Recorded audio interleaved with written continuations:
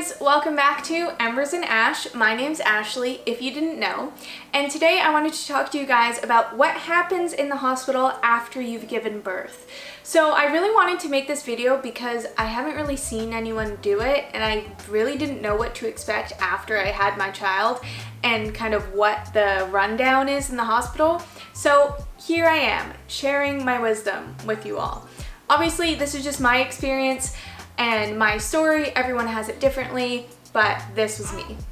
Okay, so to preface this video, go check out my labor and delivery story so you know how my delivery went. But basically, baby came out on my chest, we're celebrating, and then what happens? Well, they put Rook on my chest and they asked Josh if he wanted to cut the cord, and he said no, that he might pass out. Fair enough, it's kind of gross. And then they asked me if I wanted to cut the cord, and I was like, no thanks, I'm busy holding my baby, I don't care about it.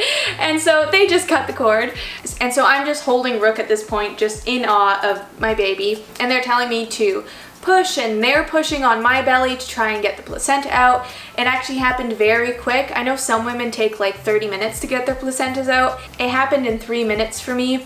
I don't know. And actually when the placenta came out, my midwife made some comment about it, and I was like, oh, can I see it? And I guess she didn't hear me and it just got whisked away.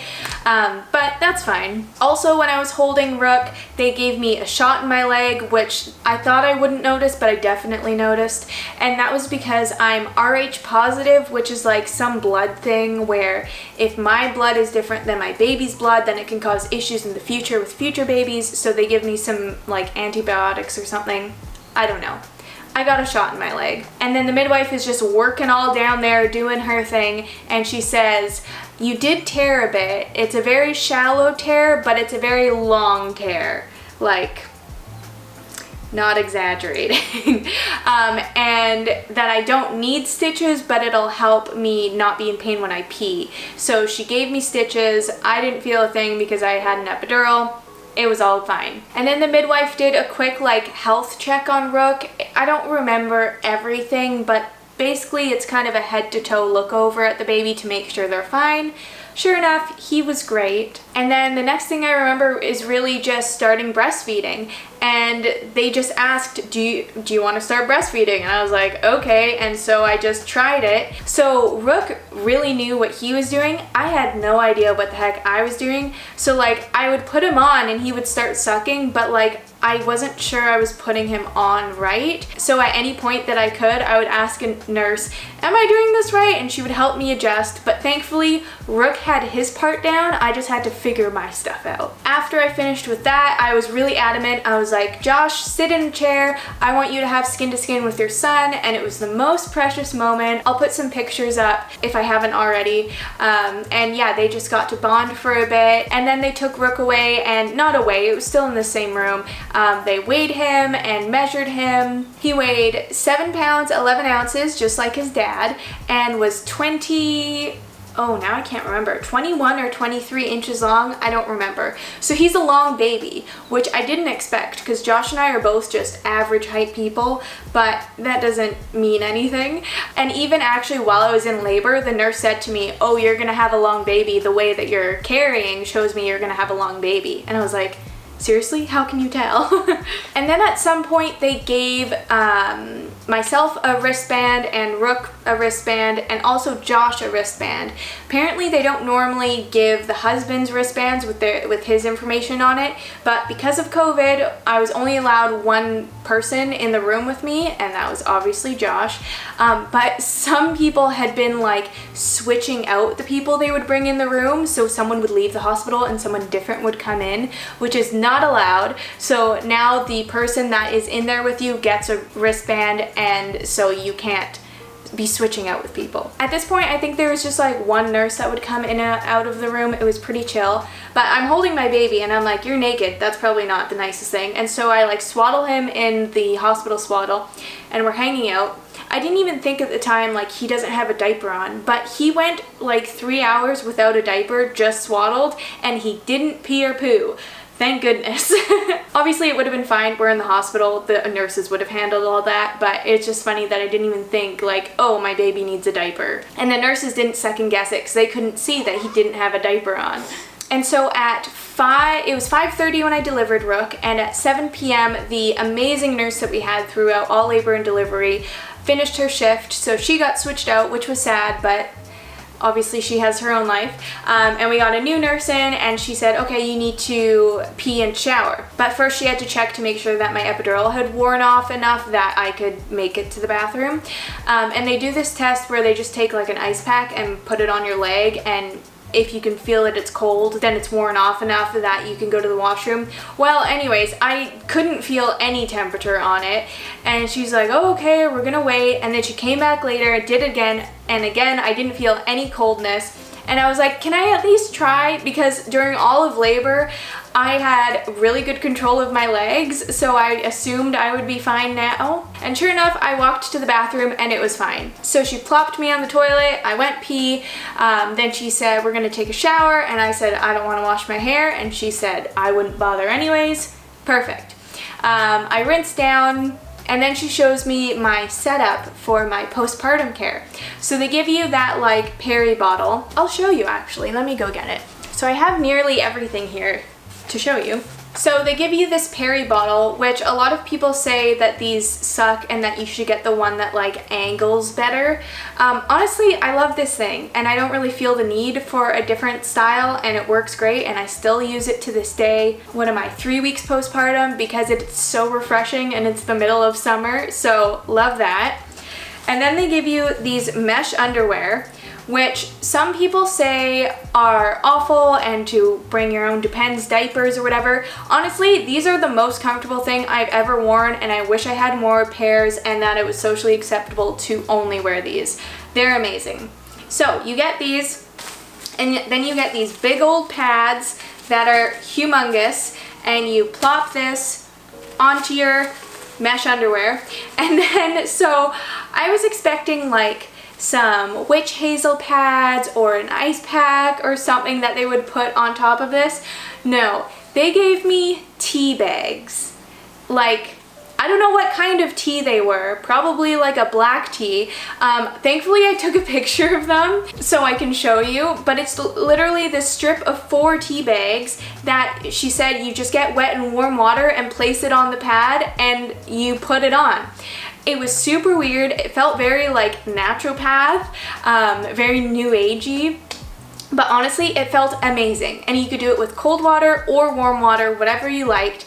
And it was the best. And they gave me a bunch of these to take home, a bunch of these to take home, and a bunch of tea bags. And yeah, honestly, I did not expect it, and it was lovely. So that was my postpartum care. They also gave me a bunch of Tylenol and Advil to be alternating I think it's like every 2 hours I could take one and then the other. And that was to help with pain management. And while I was in the shower cleaning up, another nurse came into the room and cleaned the whole room for me, which was just so nice. Like, obviously it's her job, but like to come back into the room and have it all, like all the blood, all the mess, all the afterbirth cleaned up, all the equipment taken out, and it was just a very like peaceful room again.